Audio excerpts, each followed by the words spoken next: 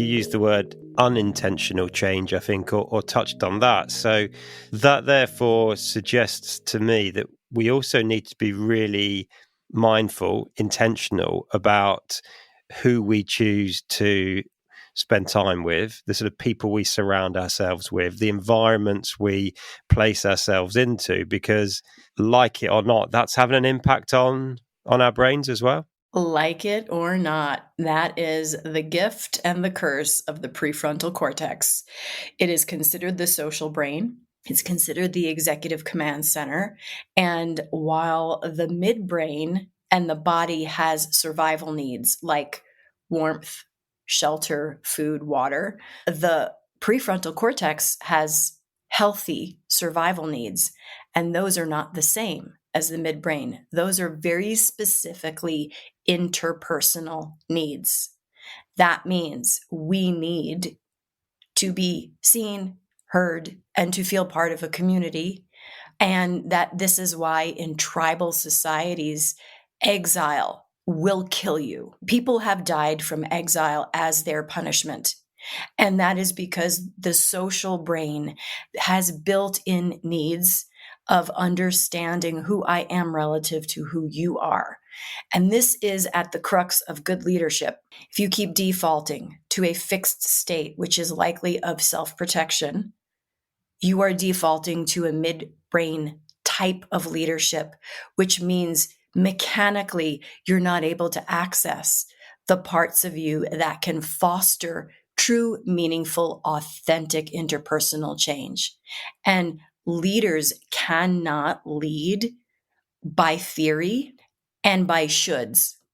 Leaders have to lead by state change in their own brain first, because not only is that observable, that creates an antidote to limbic resonance, which is a very real phenomenon where if you're a leader and you walk into the room and your body has tension and your face has tension and your subconscious belief systems of they're not good enough, I'm not good enough, this will never work, all of that will absolutely create a limbic resonance in the people in the room.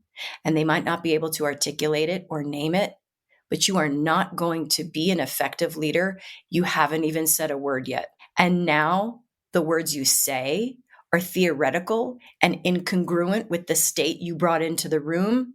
You have lost me as a follower of whatever it is you're about to tell me. You have lost me in terms of my trust of you. And I'm not going to buy your ideas of how this team should function because I don't trust you. And this is what happens across the board. Hey, before you go, let me tell you about what is possibly the most exciting development in the entire history of my business. It's called Ben AI. It's my AI clone that gives you instant, on-demand, and personalized coaching whenever and wherever you need it.